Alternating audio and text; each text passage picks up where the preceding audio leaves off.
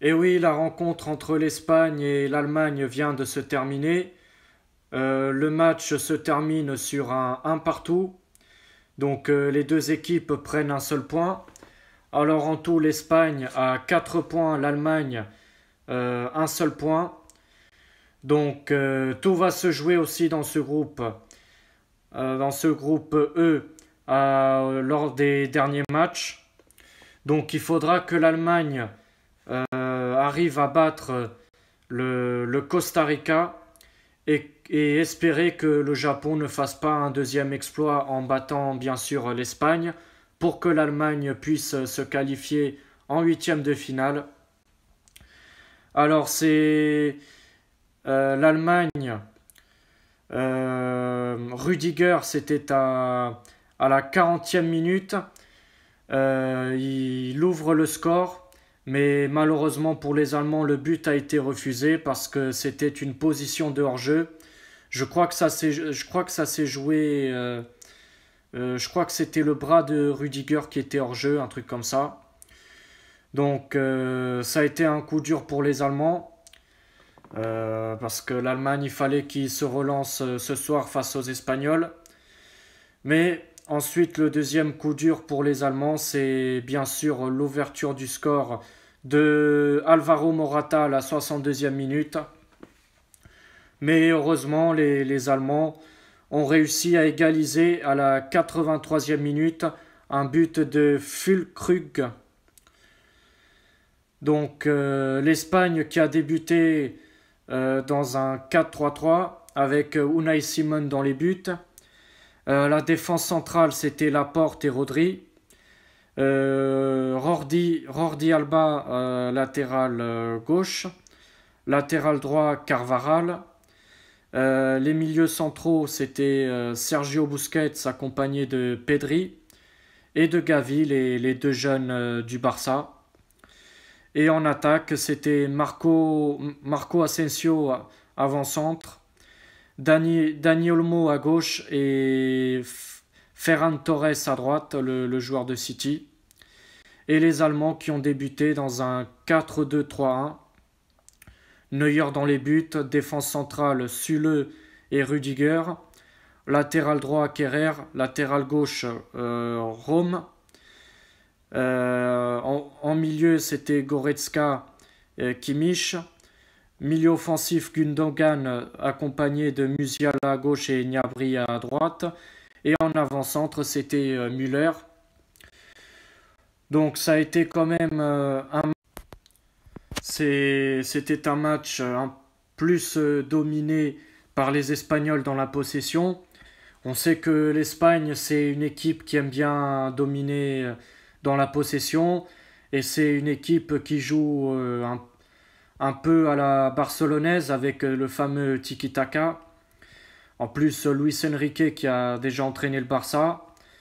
Euh, Après, je vous avoue, je suis quand même étonné qu'il a quand même sélectionné Carvaral. euh, Parce que, bon, Carvaral, comme c'est un joueur du Real, normalement, lors de la Coupe d'Europe, il y en avait aucun qui était du Real. C'était presque, enfin, c'était bien sûr tous les jeunes du Barça, mais il n'y en avait aucun joueur du Real. Donc, ouais, c'est vrai que ça m'a un peu surpris. Mais bon, après, possession de balle 65% pour l'Espagne, il y a eu 35% pour l'Allemagne, donc l'Espagne a dominé en possession. Nombre de tirs 7 pour l'Espagne, dont 3 cadrés. L'Allemagne en a eu 11, dont 4 cadrés. Nombre de fautes, pardon, 13 du côté espagnol, 11 du côté allemand. Les hors-jeux, il y en a eu 5 du côté allemand, 2 du côté espagnol. Et les corners, il y en a eu 6 du côté de l'Espagne et 5 du côté de l'Allemagne. Donc les Allemands évitent bien sûr l'élimination. Enfin, ils évitent d'être dans une situation encore plus compliquée. Parce que si l'Allemagne aurait perdu aujourd'hui, elle aurait bon, toujours 0 points. Mais il fallait impérativement que l'Espagne mette une grosse claque au Japon. et que l'Allemagne cartonne face au Costa Rica qui mettent aussi un gros score.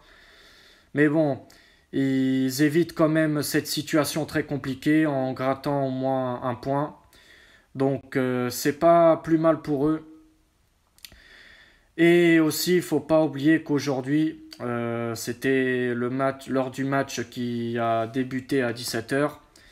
La Croatie s'est imposée largement 4 buts à 1 face au Canada, avec une belle entame des Canadiens qui ont ouvert le score dès la deuxième minute.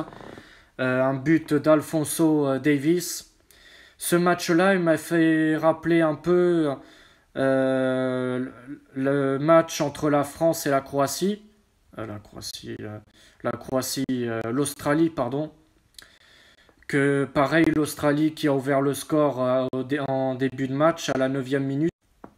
Et les Australiens se sont pris 4 buts après avoir ouvert le score. Et les Canadiens, ils ont ouvert le score, mais après, par derrière, ils se sont pris pareil 4 buts. Donc ce match, il m'a fait rappeler le premier match des Bleus dans cette Coupe du Monde face à l'Australie. Alors c'est Kramaric qui a égalisé à la 36e minute. Ensuite, à la 44e minute, avant la pause, c'est Livaja qui a donné l'avantage aux Croates. Ensuite, Kramaric, il a fait un doublé aujourd'hui. Il a marqué un deuxième but à la 70e minute pour le 3 buts à 1. Et c'est Maier, le joueur du Stade Rennais, qui marque le quatrième but en toute fin de match pendant le temps additionnel. Le temps additionnel, il était de 6 minutes si je dis pas de bêtises. Donc voilà, la Croatie qui s'impose largement 4 buts à 1. Donc les Croates ont 4 points comme les Marocains. Donc c'est-à-dire, pour l'instant les Belges ils ont 3 points, les Canadiens 0 points. Donc la Croatie qui affrontera la Belgique. Les Belges devront impérativement battre la Croatie. Et il y a que cette solution-là pour les Belges parce que cette défaite 2-0 face au Maroc, ça arrange pas du tout. Et la Croatie, quand même, je tiens à préciser que depuis leur existence, l'État croate, on va dire que c'est pas que c'est un pays quand même jeune, hein. C'est un pays qui a été créé, créé. Bon, avant c'était la Yougoslavie, c'était Croatie, Serbie, Bosnie-Herzégovine, Slovénie, Slovaquie, c'était un seul pays, c'était la Yougoslavie.